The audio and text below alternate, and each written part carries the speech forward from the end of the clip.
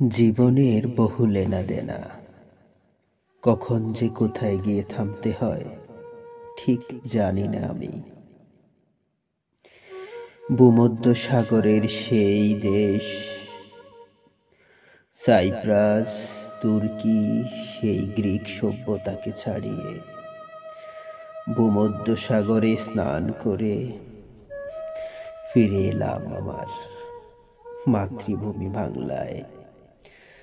২৪-এর প্লঙ্করি সেই বন্যায় হাবুডুব খেয়ে খেয়ে আমার প্রাণের শহর ফেনী, সেটাতেও যেন এক স্মৃতি বয়ে চলা করুণ পরিণতি।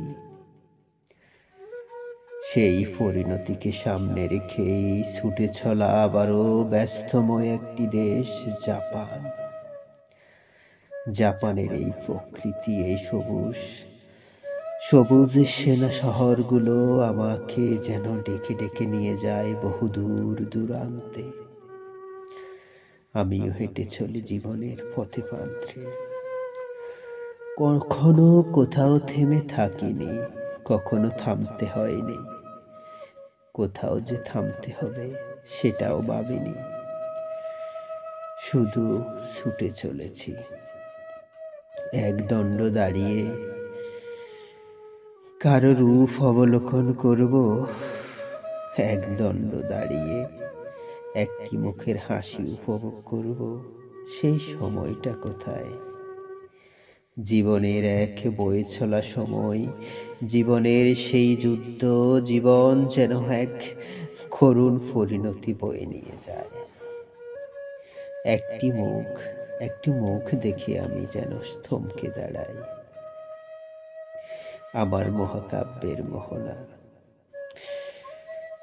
মহাকাব্যের মোহনায় যেন দিন ঘুরিয়ে রাত হয়, তারপরও আমি তার দুনয়ন দেখতে থাকি।